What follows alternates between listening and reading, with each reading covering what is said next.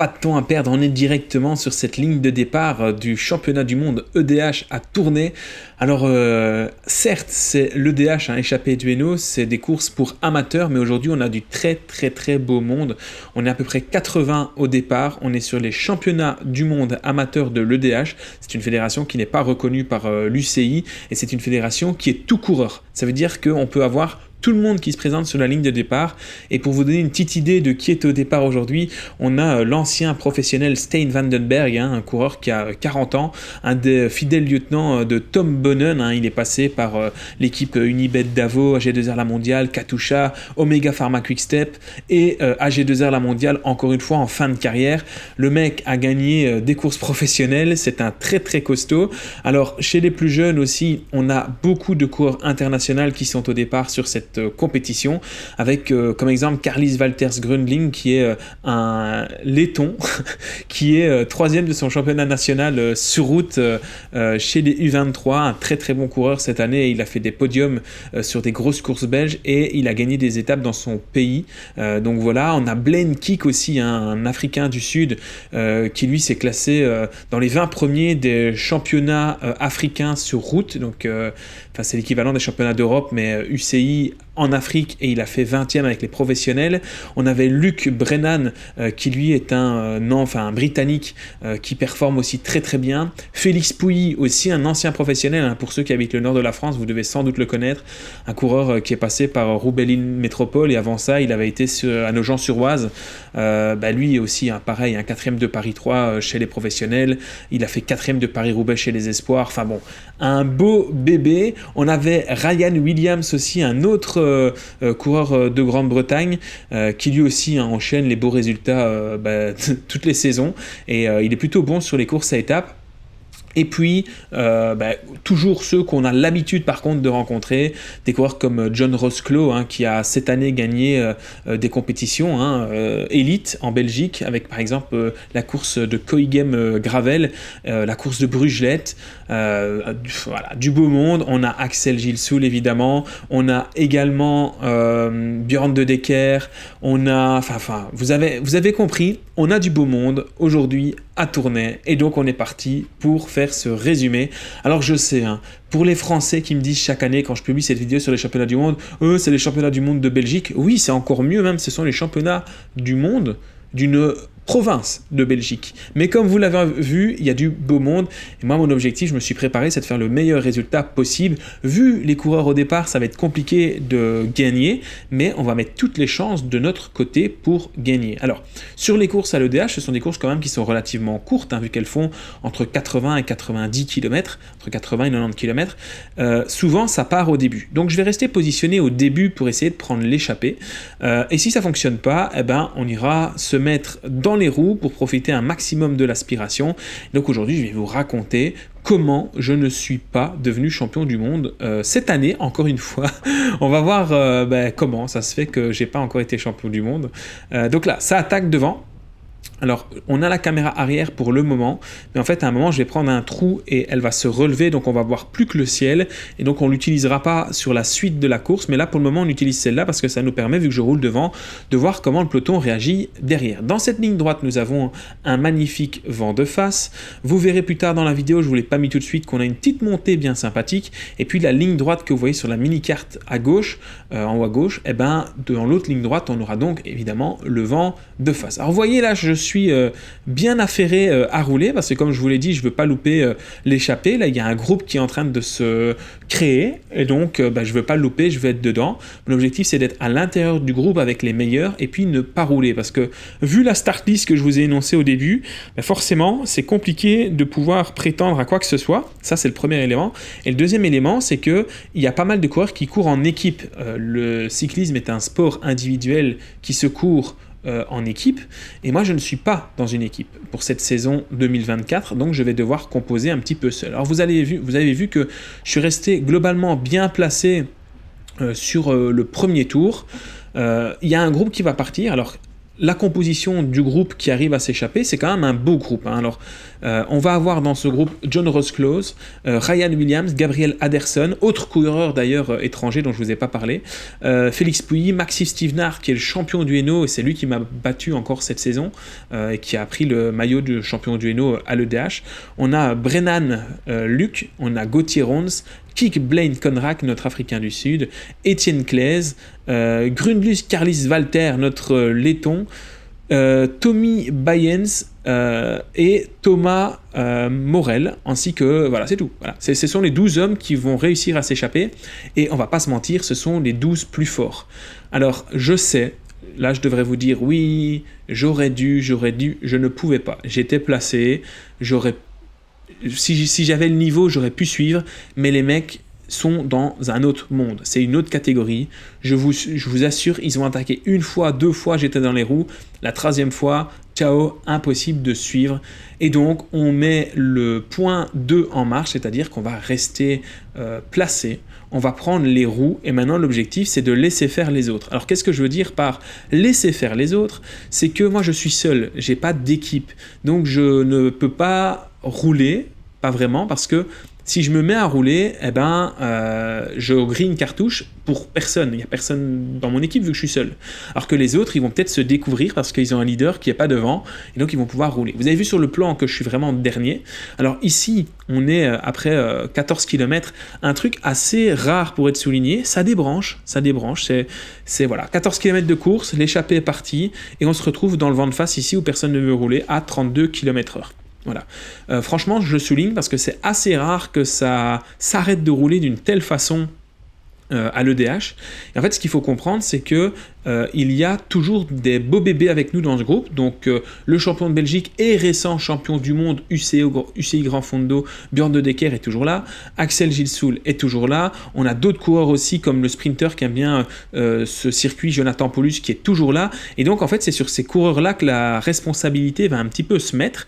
Et donc, ça va un petit peu temporiser. Alors vous voyez ici, je vous ai mis le passage de cette montée. Alors ici, on monte quand même un bon tempo, mais c'est pas non plus hyper rapide. Vous voyez, je suis toujours placé. Je suis toujours derrière. Alors on est 80 au départ environ. Et dans ce groupe, on n'est plus qu'une 50aine maximum. On a perdu énormément de monde sur les 30 premiers kilomètres. Après, on va pas se mentir que ça roulait quand même très très vite. Ça a été quand même assez violent.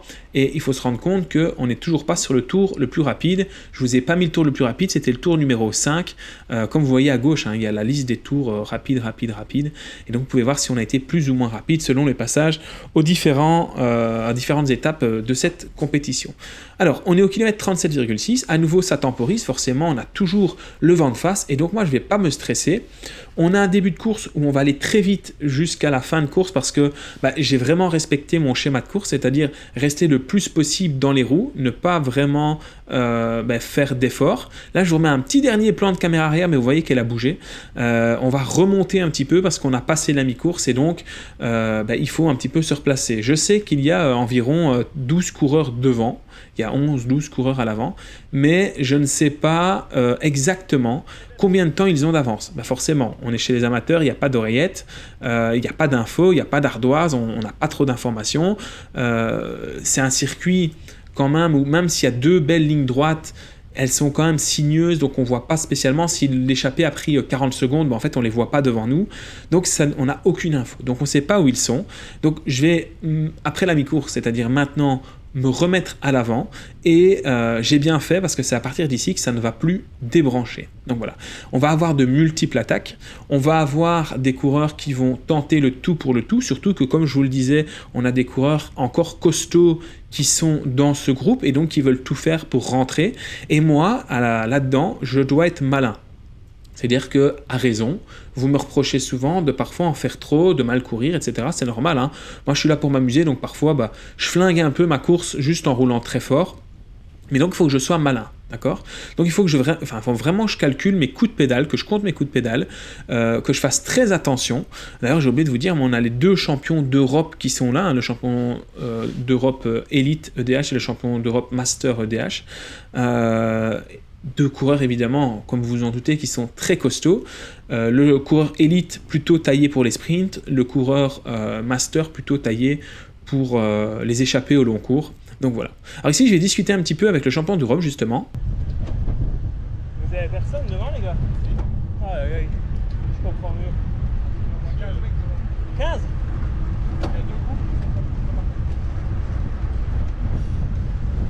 En fait, je sais qu'il y a une échappée qui est partie parce que j'étais devant quand elle est partie, mais après, je sais pas s'il y a eu des contres, s'il y a eu quelque chose, et en fait, non. Donc il dit il y a à peu près 15 gars devant. Bon, en fait, en réalité, ils étaient 12. Et moi, je dis à l'équipe, qui est l'équipe la plus représentée dans ma catégorie, ce sont les cycles Picou, et j'oublie chaque fois, les Crazy Giddens, voilà, j'oublie chaque fois leur nom, les Crazy Giddens. Ils sont nombreux, et en fait, je dis, mais vous roulez pas, les gars, parce qu'en fait, j'avais pas vu, mais il y a un coureur qui s'est glissé dans cette échappée, c'est Maxime Stévenard, le champion du Hainaut. Et donc, c'est pour ça qu'ils ne roulent pas. En fait, ils font le jeu d'équipe, et donc là, je me dis, oui, ça va devenir compliqué. Donc, après avoir discuté avec un train de facteurs, on a réussi à prendre un petit peu d'avance, et donc on a un petit groupe de 5-6 qui va essayer de prendre un contre. Encore une fois, comme je vous le dis, on ne sait pas où ils sont. On ne sait pas s'ils sont 30 secondes devant, s'ils sont 1 minute devant, s'ils sont 10 minutes devant. J'exagère, mais on n'a aucune info. On n'a aucune info sur rien. On n'a pas de temps. Quand on passe la ligne, on nous donne pas les écarts. Donc on n'a vraiment aucune idée de qui est où. Alors on avance un petit peu dans cette compétition parce que là, on va avoir une course de plus en plus décousue. Forcément, c'est une course très tactique. Il y a des maillots à aller chercher à l'arrivée. Tout le monde compte ses coups de pédale. Et donc ici, dans la montée, c'est monter vite et au-dessus, ce que font souvent les bons coureurs, parce qu'ils mettent un train d'enfer dans le pied, même si c'est pas très long sur cette bosse, et puis ensuite, en haut, boum, ça attaque. Et pour ceux qui ne me connaissent pas, et pour ceux qui me connaissent, je vais vous le rappeler, moi je suis pas très bon, je suis pas très explosif, donc il vaut mieux que je suis puissant, mais sur la longueur. Donc c'est-à-dire que le démarrage est pas fou. Donc je suis obligé chaque fois de boucher les trous de manière... vraiment, comme vous voyez ici, regardez, je vais aller chercher les gars qui sont devant, mais je suis obligé de faire un effort. Alors mettre 400, 500 watts, ça va, mais en mettre 1200, 1300 pour vraiment prendre la roue, c'est beaucoup plus compliqué pour moi. Et donc ici, je vais vraiment passer un sale quart d'heure parce qu'en fait, je vais me retrouver en train de rouler à 500 watts, 500 watts, 600 watts, 400 watts. Et en fait, je vais me faire contrer systématiquement par des mecs qui ont de la giclette et qui vont pousser le trou. Et là, les amis, mentalement, psychologiquement, c'est dur parce que tu as envie de lâcher et tu ne peux pas lâcher. Alors, chose importante qui se passe ici, on a un groupe qui s'échappe. Un groupe avec encore de très bons coureurs, dont Jonathan Paulus, qui est un très bon sprinter, et Robin Rosseux qui va s'échapper aussi. Enfin, on va avoir vraiment du beau monde là. On a des costauds qui vont s'échapper ici. Et moi, je sais pas y aller. C'est vent d'eau, mais avec un faux plat montant, un léger, pas grand chose. Mais c'est très très dur. J'essaye de faire le maximum, mais je peux pas non plus me griller. On voit dans mon ombre que je regarde derrière. En fait, je peux pas me griller. Je peux pas continuer à rouler comme ça en permanence comme un sauvage. Donc je me dis, ok Alex, on va aller reprendre les roues. Parce que c'est pas à toi de rouler. C'est pas à toi de rouler. Il y a d'autres gars qui sont plus forts, qui sont mieux représentés, qui ont aussi un objectif aujourd'hui. Et je tente le coup de bluff. Donc je me dis, ok, on va aller se remettre dans les roues. C'est complètement l'anarchie. Il n'y a rien d'organisé. Ça attaque dans tous les sens. Moi, je décide de simplement rester dans les roues. Et finalement, j'ai aucun regret là-dessus. J'ai aucun regret sur le fait d'être resté dans les roues.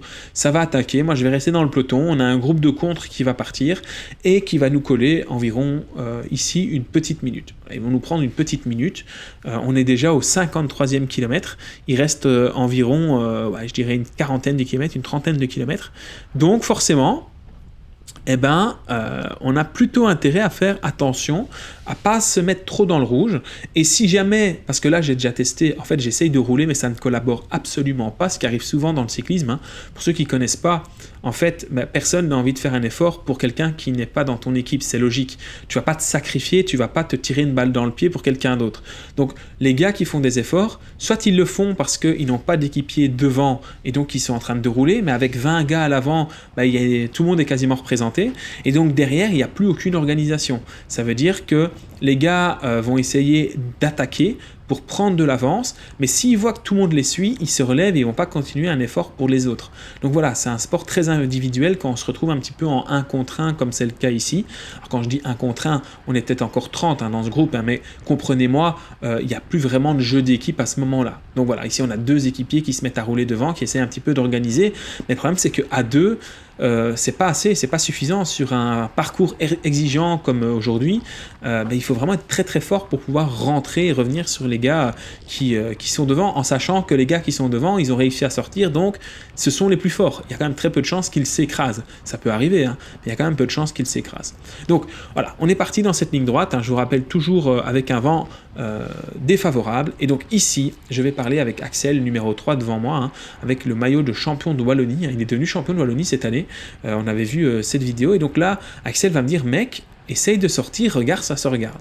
Donc il me dit, regarde, ça se regarde, donc nous on se neutralise, parce que regardez, là on a Axel et devant, on a Björn de Decker, ils sont roue dans roue, moi je suis le 3e, c'est des coureurs quand même qui se marquent à la culotte toute l'année, parce que ils ont un gros niveau, alors quand même, Björn de Decker a un niveau au-dessus de tout le monde, hein, il gagne, je crois qu'il est à 36 ou 37 victoires cette année, dont le championnat du monde UCI au Danemark, donc voilà, c'est quand même un coureur costaud, mais regardez, ça se neutralise, et donc là Axel va me dire, franchement, tente ta chance, vu comme ça se neutralise, franchement ça peut marcher. Moi je dis à Axel, je dis non, écoute, franchement, je le sens pas, je suis pas en grande forme, en plus de ça, regarde, à chaque fois il y a des mecs qui attaquent et finalement on revient sur eux. Et c'est vrai que ça fait 20 bornes qu'il y a des gars qui tentent d'attaquer et systématiquement, 1 ou 2 km plus loin, on revient sur ces gars. Donc Axel ici va prendre la roue, moi je vais aller avec. Erreur, grosse erreur de débutant, parce que qu'est-ce qu'il a fait, le coureur malin qu'est Björn de Decker? Il s'est laissé couler derrière, et vous allez voir dans quelques instants, avec toute son expérience, ce qu'il va faire. C'est très intelligent de sa part, mais en fait on s'est fait avoir comme vraiment comme des débutants, quoi. Là c'est catastrophique, hein. Donc voilà, ça temporise. Là Axel il se dit où est-ce qu'il est passé? Où est-il? À gauche, à droite, où il est? On ne le voit plus trop. On se demande où il est. Là, Axel vient me dire, Alex, il faut que tu sortes parce que regarde, on roule à 30 km/h. Il y a un monde où tu peux sortir. Et finalement, en fait, ce qui va se passer, c'est que Björn, il va mettre une patate, il va attaquer, et puis on va quand même réussir à prendre la roue. Et donc, on se retrouve ici à 3 tours de la fin, où je suis dans la roue de Björn de Decker. Voilà, il est là. Et je sais pas ce qui va se passer. Je vais me dire, écoute ce que Axel te dit et fonce. Voilà, on va tenter. Sur un malentendu, ça peut marcher. Donc voilà, on va s'y mettre. Et alors, quand même, en cyclisme, pour ceux qui connaissent un petit peu, pour ceux qui ne connaissent pas, vous allez apprendre quelque chose. Il vaut mieux attaquer, en fait, soit juste avant le virage, soit juste après. Mais le truc, c'est que moi, je dois jouer sur mes capacités. Et moi, mes capacités, c'est que je vire très mal. Donc voilà, je suis pas très bon en entrée de virage. Par contre, à la sortie, je sais que je peux mettre une relance puissante et longtemps. Donc je ne peux pas mettre un sprint parce que, comme je vous l'ai dit, je ne suis pas bon en explosivité. Mais par contre, je peux mettre une relance qui est très très très très longue à 800, 700 watts. Et donc, voilà. Donc ici, je vire. Et là, dans ma tête, je ne vais pas attaquer. Mais là, regardez, je vois que tout le monde temporise. Ça va commencer à se regarder. Et là, dans ma tête, je dis, ok, c'est maintenant ou jamais, Alex. Si tu veux sauver ta course, il faut y aller maintenant. Et donc, je ne vais pas trop réfléchir. Je vais mettre 1000 watts. Je vais partir, puis je vais maintenir un effort autour de 500-600 watts. Et puis après, je vais mettre à FTP, donc c'est-à-dire à peu près à 330-340 watts. Et je suis parti, je suis seul. Donc voilà. Donc devant, on a 20 coureurs. Puis il y a moi. Et puis il y a le reste du peloton. Donc c'est un mano à mano. Je sais que j'ai pas trop de chance de pouvoir rentrer seul. Et heureusement, je vais être rejoint par 2 coureurs. Le champion d'Europe Master, qui est un équipier de Björn de Decker. Donc je sais que derrière Björn de Decker, normalement, il ne devrait pas rouler. Et avec aussi un autre coureur qui a été champion de Flandre l'an dernier.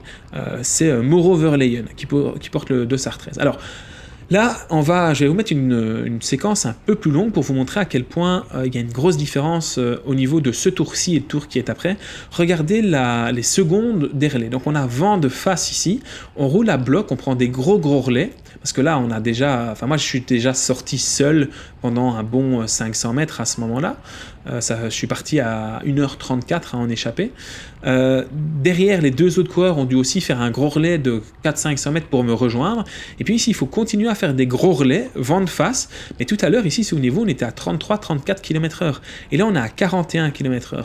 Donc là, moi, je continue à pousser. Je suis presque à bloc, mais je me dis, c'est ici qu'on gagne du temps, qu'on gagne des secondes et que tu fais l'écart. De temps en temps, je me retourne. Je vois que derrière, le peloton ne suit discutent pas du tout, ils sont à la ramasse. De temps en temps, certains d'entre nous vont passer des relais. Alors je dis certains, mais en fait c'est pas tout à fait vrai. Il y a le champion d'Europe là devant et moi, des fois on va sauter des relais parce qu'en fait ça va aller beaucoup trop vite. En fait, ce qui se passe, c'est que Mauro Verleyen, il va être trop costaud à certains moments. C'est un très bon coureur, il a été élite, et en fait ça roule très très fort. Et quand on passe les relais, en fait le mec est trop fort, il est vraiment trop fort, donc j'arrive pas à passer. Et donc il y a des moments où je vais vraiment avoir du mal, mais dès que je vais pouvoir passer, moi on a un objectif commun ici où on est trois, c'est rentrer sur le groupe de devant et regarder au loin. Regardez au loin, on voit le groupe. On voit le groupe. Alors le groupe qu'on voit au loin, c'est pas le groupe de tête de 12 qui était parti au début, c'est la dizaine de gars qui se sont échappés au moment où j'ai pas su suivre. Alors rappelez-vous, il y a quelques minutes, je vous ai dit, ben voilà, c'est un peu la désorganisation, il y a un groupe qui part et je ne sais pas y aller. Ben, ce sont ces coureurs-là qu'on arrive à voir au loin. Alors à ce moment-là, donc voilà, typiquement là il me dit je peux pas passer, moi je dis bah écoute grand, je peux pas passer non plus, je suis autant à bloc que toi, donc si tu me demandes en plus de faire un effort pour te dépasser toi, puis après aller prendre la roue de Mauro Verleyen, c'était pas possible. Et les gars ils gueulaient, donc les deux devant là, ils étaient en train de gueuler, et en fait ils gueulaient à des gens dans le groupe de devant en mode attendez. Alors peut-être qu'il y avait un équipier d'un des deux. Alors j'ai quand même senti qu'il y avait une grosse collaboration entre les deux coureurs. Donc typiquement Mauro Verleyen, l'ancien champion de Flandre avec le dossard numéro 13, il se mettait vachement à la planche pour le champion d'Europe. Ils sont pas de la même équipe, mais il y a eu une espèce d'alliance. Une espèce d'alliance entre les deux. J'avais cette impression-là parce qu'ils se parlaient. Ils se parlaient. Donc quand je prenais des relais, j'entendais qu'ils se parlaient, ils se disaient des choses. Alors je sais pas s'ils se motivaient parce que t'entends rien, il y a du vent et tout, t'entends quasiment rien. C'est très compliqué à suivre. Alors ici, on est de nouveau dans cette fameuse ligne droite vent de face. Et là, par contre, on a vraiment mis de l'écart au groupe qui est derrière. Hein. On leur a mis une bonne minute dans la vue à ce moment-là. Donc, peut-être pas une minute, mais allez, 40 secondes. Et donc, on les voit plus. Et donc, on va prendre des relais un peu plus longs, un peu plus linéaires, parce qu'on doit faire un effort quand même qui est moins violent que pour sortir du groupe et vraiment prendre de l'avance. Là, on n'a plus qu'à maintenir cette avance. Donc, on va prendre des relais un peu moins puissants, mais plus longs. Donc, voilà. Alors, autre chose aussi à penser tactiquement, c'est que ces deux coureurs-là, dans la bosse, ils sont tout autant à bloc que moi, mais ils sont plus légers. Donc moi le faux plat, le long faux plat me fait quand même peur. Alors au tour précédent, je vous avais dit, regardez, on voit le groupe, on est un tour après, donc c'est-à-dire presque 6 km plus loin, on n'est toujours pas rentré. Et là, même s'ils sont là, vous les voyez au fond de votre image, on n'est toujours pas rentré. Hein. Donc là, ça fait un bon 10 minutes qu'on est en échappé, en 10 minutes on n'est toujours pas rentré, alors qu'on roule quand même très très fort, ça roule très très vite. Il nous reste un peu moins de 10 km à ce moment-là. Et moi, je commence à sentir quand même que j'atteins mes limites tout doucement, quoi. La course a été usante. On a eu un début de course très rapide où j'avais déjà fait des efforts. Puis je me suis reposé, mais se reposer n'est peut-être pas le mot idéal parce que sur ce genre de course cycliste, c'est quand même toujours à bloc, ça relance fort, ça réaccélère, ça ralentit. En plus, c'est le genre de course que j'aime pas. Alors, j'adore ce circuit, mais le fait qu'on se retrouve à 30 km/h, puis que ça attaque très fort et donc il faut du punch pour reprendre les roues et que ça se mette à rouler à 50 km/h, puis que ça roule à 35 km/h. Je déteste ça. Moi, je préfère une course où ça roule à 44 de moyenne linéaire tout le temps, plutôt que des à-coups. Forcément, ça va avec ma morphologie, ça va aussi avec le type d'entraînement que je fais, ça va aussi avec ce que j'aime travailler comme compétence. Donc là, on est en train de rouler, et là, il va se passer un truc. Ici, avec le coureur, alors c'est le dossard 40 ou 46, on voit pas bien. Je vous avoue qu'on voit pas très très bien le dossard. Ou c'est 49, je sais pas, peut-être que vous le verrez, mais si c'est 49, c'est Olivier De Smet. Donc regardez, là il s'est pas passé, moi non plus, il va me demander de passer, mais moi je peux pas passer, on est en haut de la bosse, je suis à 190 au cœur, à 190, je suis vraiment à bloc. Donc je vais lui dire que je peux pas passer, et le mec arrive quand même à accélérer, donc c'est à dire qu'il lui restait quand même un petit peu de jus, mais moi je bluffe pas là, hein. Enfin, de toute façon, vous me connaissez, je bluffe jamais. Si je sais passer, même si stratégiquement c'est de la merde, j'essaie quand même de passer. J'essaie toujours de faire ma part du boulot dans les échappées, dans les groupes derrière, etc. Et dès que je vais pouvoir repasser un relais, je vais le faire. Mais là, en haut de la bosse, alors que j'étais à bloc, c'était compliqué. Alors là, je ne savais pas passer. Je ne pouvais pas passer. Regardez, on est encore plus loin. Je suis toujours à bloc. Les pulses, elles sont super hautes. Mais on finit par rentrer sur ce groupe. Et donc là, je fais un petit peu l'état des lieux. Je vois que je rattrape une dizaine de coureurs, mais je ne sais toujours pas combien de coureurs sont devant. Alors maintenant, je peux vous le dire, il y avait 12 coureurs devant. Je peux vous l'annoncer maintenant parce que il y a eu les résultats et que la course a eu lieu il y a 2 mois. Donc je sais que voilà, il y a le recul, mais à ce moment-là, moi, j'ai aucune idée de combien de coureurs sont devant. Moi, je me dis dans ma tête, ok, Alex, tu joues un top 10, quoi. Pas du tout, pas du tout. Donc là, en gros, je vais arriver pour une 13e place. Alors, dans ce dernier tour, hein, il reste à peu près 5-6 minutes de vidéo, mais je vais vous faire un état des lieux du classement, hein, parce que là, en fait, maintenant que je suis rentré, je vais juste suivre, je suis plus en capacité d'attaquer, de faire quoi que ce soit, je suis rincé de chez rincé, donc mon objectif, c'est juste finir avec ce groupe-là et faire le meilleur résultat possible. Donc voilà. Alors, John Rosclaw est devenu champion du monde, donc voilà, donc l'année prochaine en EDH, c'est lui qui aura son beau maillot de champion du monde. Deuxième, Ryan Williams. Troisième, Gabriel Anderson. Quatrième, Félix Pouilly. Cinquième, Maxime Stevenard. Sixième, Brennan Luc. Septième, Gauthier Rons. Huitième, Kik Blaine Conrad. Neuvième, Ethan Klaes. Dixième, Grundulis Carlis Walter.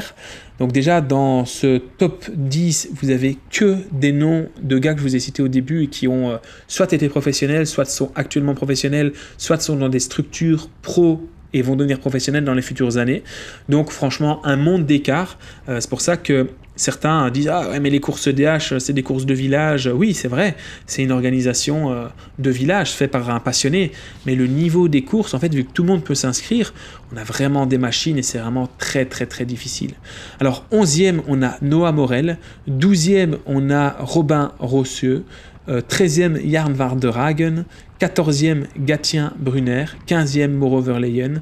16e, Thomas Moorman. 17e, Arne Lintud. 18e, Martin Delcommune. Et 19e, moi. Alors, je ne vais pas vous faire tout le classement derrière parce que derrière, il y a encore 60 gars à citer. Mais j'ai essayé de m'accrocher comme je pouvais. Et honnêtement, moi, j'ai aucun regret parce que je n'aurais pas pu suivre les monstres là, qui étaient les 12 premiers. Je n'avais pas le niveau pour les suivre. C'est-à-dire que si je veux les suivre, globalement, il faut que je fasse le vélo à 100% à côté de mon métier. C'est-à-dire qu'il faut que j'arrête d'écrire les bouquins pour la maison d'édition, il faut que j'arrête de faire mon job en cours du soir, il faut que je fasse 20-25 heures de vélo semaine, que je maximise la récup et que je me penche vraiment sur le vélo. Parce que les gars qui sont devant, là, ce sont que des gars qui ont fait ça ou qui font encore ça et qui ont une hygiène de vie irréprochable. Donc j'ai aucun regret. J'ai l'impression en fait que dans les gens normaux, ça commence en fait à partir de la 13e place avec Jonathan Paulus. Voilà. Et qui d'ailleurs Jonathan... Ah non, c'est Tommy Bayens qui est devenu champion du monde en master. Mais les gens normaux, ils commencent à cette pièce-là. Alors quand même, en voyant cette course et en voyant quand même la forme que j'avais, parce que j'ai donné mon maximum et vraiment les watts étaient là, la stratégie était là, j'ai quand même réussi à ressortir d'un peloton qui était encore bien consistant. J'arrive dans le groupe de contre. Voilà. Donc j'étais quand même assez content de tout ça. Donc évidemment, je suis motivé. Donc dans les vlogs qui vont arriver bientôt, donc d'ailleurs l'épisode 1 est sorti, vlog d'hiver, vous allez suivre ma préparation et je vais vraiment faire une très très bonne préparation pour vous montrer tout ça du mieux que je peux et tenter de faire les meilleurs résultats possibles, mais toujours en faisant une dizaine d'heures de vélo par semaine. Je peux pas faire plus, je suis trop occupé. Et on verra si malgré tout ça, on arrive quand même à aller chercher quelques bons résultats, même si, ne nous mentons pas, le sport cycliste devient vraiment très dur, surtout, alors je sais pas comment ça se passe chez vous, mais en tout cas chez nous en Belgique, même chez les amateurs, parce que là c'est la catégorie la plus basse et on se tape des anciens pros ou des pros. C'est dur, franchement c'est dur. Moralement en fin de saison ça a été très compliqué et donc ici voilà on a l'arrivée. Moi je suis cuit, hein. Vous le voyez depuis quelques secondes à l'image, moi j'ai plus de jus, je peux plus passer, je suis rincé. Je suis très content de la place que je vais atteindre. Là dans ma tête je me dis ok, tu vas faire un top 10, un top 15, c'est suffisant, t'es mort, n'en fais pas plus, de toute façon j'ai les jambes qui brûlent, j'ai le goût de sang dans la bouche, je suis mort de chez mort et donc je vais aller rallier l'arrivée. Donc voilà, j'espère que cette vidéo t'aura plu. Nous on va rejoindre la ligne d'arrivée en souffrance, en secouant les épaules, à regarder dans l'ombre. N'oublie pas de t'abonner, n'oublie pas d'activer la cloche, n'oublie pas aussi de me suivre sur Instagram, c'est important, c'est le cycliste belge pour suivre mon quotidien. On se retrouve très bientôt pour une nouvelle vidéo. N'oublie pas TikTok aussi, hein, c'est important, j'essaye de poster de temps en temps. Je te fais des gros bisous, je te laisse me faire défoncer au sprint et on se dit à la semaine prochaine pour une nouvelle vidéo. Salut